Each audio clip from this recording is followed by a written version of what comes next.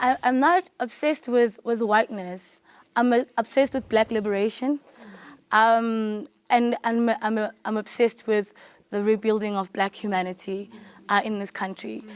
So to read my obsession with Black liberation as an obsession with whiteness, I think is incorrect, because we live in a society that is very dishonest about the kind of power, the kind of brutality that white bodies, even without doing anything, hold.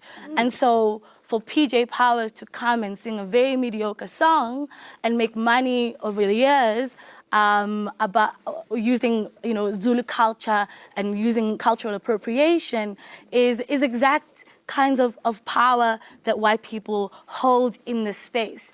And there's a generation of young people who are sitting, some of them sitting in this audience, who are moving away from the lies of Mandela to say, actually, we want the land at this point in time.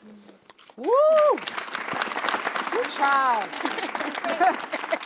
PJ, I'll give you the honor of replying. Yeah. With regards to Jabulani, in 1982, it was probably before you were born, I went into Soweto with a rock song called You're So Good to Me. It didn't have a black note on it. I think some of the older people may remember it. It was You're So Good to Me. It was a rock song that suddenly charted on the Radio Zulu charts.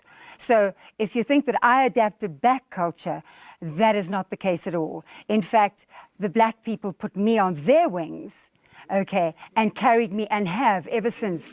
It is something I'm incredibly proud and grateful for. And it hurts me to see somebody that I have fought for my entire life, okay, in my own way, in what I can do. I'm not a politician, I'm not a statistician, I can't do any of those things. What I can do is talk out about whinging whites that we have in this country. And I will always have loved and always will love this country. The book that I've written is dedicated to the people of Soweto. All right. There you have it. I call you a rainbowist. I think we all used to be rainbowists at some point or other, at the start of our democracy. Yes. But a lot's changed. A lot has happened. The question is Are why? your ideas still relevant? Absolutely, because the Constitution is still relevant, whether we like it or not. And we all remember what it was like in 1994 and the whole concept of the Rainbow Nation. Why do we have this debate today? What changed? I believe that leaders should set the tone. And President Mandela and other leaders at the time set a certain tone in terms of why and how we should take South Africa forward. All right. Rebecca, are all white people racist? 100%. How can you be a white South African and not be racist? And I don't mean that in the way of you necessarily consciously think that Black people are inferior. I mean that there is just no way that you could have been born into this society without internalizing racist assumptions. But let's not make that the end of the conversation. It's not racist, it's just a fact. Let's not make that the end of the conversation. Let's say, yes, sure, we are all racist, and what are we going to do about it? Let's move on. Let's not make that the final insult. Monique, do you agree with Rebecca saying 100%? No, all I white people are totally racist. disagree with what she's saying. I think that whiteness and white privilege has become this buzzword that you hear all the time. But actually, it's a way to silence anyone that is not of color. What she was basically saying is, if you are a white person, you are racist just because you are white, without any evidence. I am not a racist person. I respect all people. I respect Black people, white people, colored people.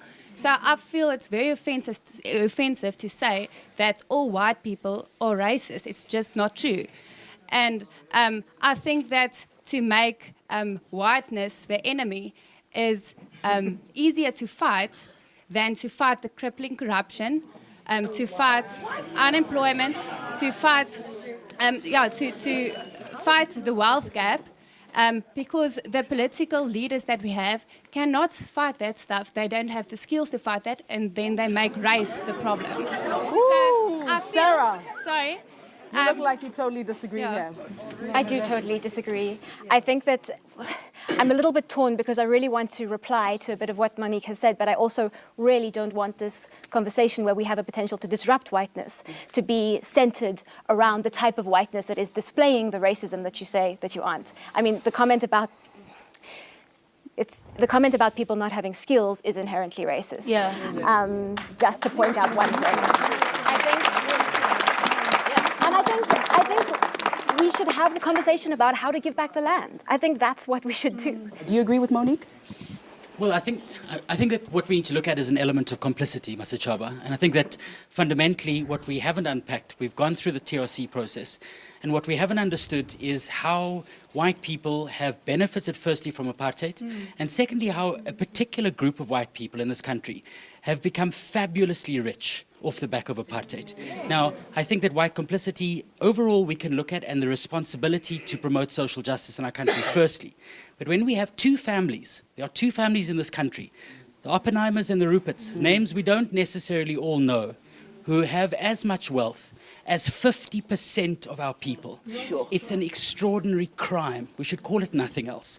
That must be challenged. It's a crime against our humanity, and it's a humanity of 50 million people in this country. That's precisely where we need to focus at and say, how did you make your money during apartheid? How did you build those networks? And how do you retain and entrench your power in the last 20 years? And quite clearly, no one is disrupting that power fundamentally. All right, Loveland. I think what Elisa was trying to raise earlier about, PJ's song, yes, struggle hero or you fought and whatever. I think the problem is that we forget that white people today have the option of tapping out, right? So you can sing Jabulani and you can dance, but then you can also remove yourself from the lived experiences of the culture that you're trying. I'm sorry, I'm speaking. From the culture that you're trying to represent. That doesn't make you a bad person. It's just the truth of the situation. And I think in South Africa, this is really what the conversation needs to be about. We need to talk about, why did apartheid end? Why did colonialism end? It didn't end because people's perspectives and behavior changed. It ended because it was expensive. It ended because white people couldn't travel anymore. It ended because they couldn't go and play sport, because entertainment for white people was over. Therefore, they needed to bring equality. That's not, we need to be honest. We must be honest about this. So for me, when we want to have this conversation, it's easy to say, let's talk about the Rainbow Nation. Of course, you can look forward if your life was never tainted by the experience of apartheid. Of course, you can look forward. It's not the same. And that's the experience of being black, constantly having to reconcile your existence, reconcile your humanity, and demand respect and demand a level of humanity as opposed to what other people just get automatically by being white. That's the reality. You don't have to label it as racism if you don't want to, but it is what it is. All right. We do also have to think about what whiteness means. Is it about skin color? Mbeki, Ndate, you have said that perhaps we need to target the black elite. What are your thoughts so far? Well, there was a comment about Oppenheimer and Rupert, but what about Patrice Motsepe? He's a multi-billionaire. So why aren't you mentioning him? What about Cyril Ramaphosa? That's another multi-billionaire in this country. What we're talking here, black liberation. Black liberation, we achieved black liberation in 1994. Okay, you may not like it's not it. felt in this room. You may think you got nothing out of it, but we have a class of black people here who are multi As we should have. Yes, it is their country. We should have rich black people. I'm not saying you shouldn't have them. Oh, I say we don't have, blacks are not oppressed by anyone in South Africa. Wow. If they are, tell me who's oppressing them. All If right. they are oppressed, so if who we is are oppressing them? if we are oppressed, Wanelisa, who is oppressing us? I think I hear what you're saying, because, you writing your books and the political elites in the ANC are not oppressed, because you are doing the oppressing at the moment, along with white. You are the gatekeeper of whiteness. You represent the gatekeeper of whiteness. Yes. And you sold us out. You sold us out. And to say that you fought for my freedom, you didn't fight for anything, because I'm not free at the moment. I merely said I did what I could. And one other thing, do you think for a second, I as a white person do not agree with both you and you? Have you ever thought that maybe I agree with you? I don't care. I don't care. At this point in time, white feelings, white opinions don't matter to me, because right. I need the land. Ladies, I need the land. Because I need us to think about all of us.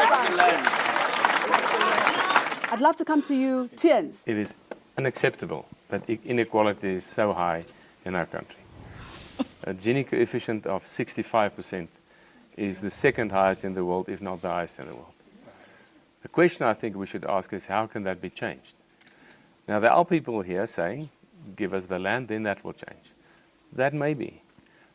I want to say, what is the biggest empowering mechanism in any government's hands, in any nation's hands?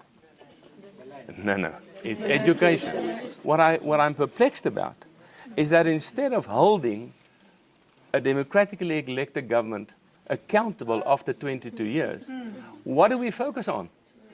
On 10 million or 10% people in the country. The 10% who own the majority of the wealth. Not all of them. You own the So government. Three families. you know, we can say, city of the land, I've got the Constitution here. Yes, let's work with the Constitution and the National Development Plan and go forward. We shouldn't. We should hold this government and all the political parties accountable. What about rich black people Yes. So who mistreat other black people, like Kulubuse Zuma, who's now been forced by the courts to pay his 5,300 workers? What about him? in South Africa, it happens to be that the majority of white South Africans, just by virtue of their existence and the access to assets and everything that they have, are very much the huge culprits in this conversation. No, they're not. It doesn't mean, I'm sorry, it doesn't mean, right? It doesn't mean that there are black people that are doing things that are wrong. But why is that the immediate equal of it in the conversation? Will we then acknowledge that the entire apartheid machinery was also corrupt and that that it was affirmative action for white people? Yeah. All right, Henny, you've actually documented how white fortune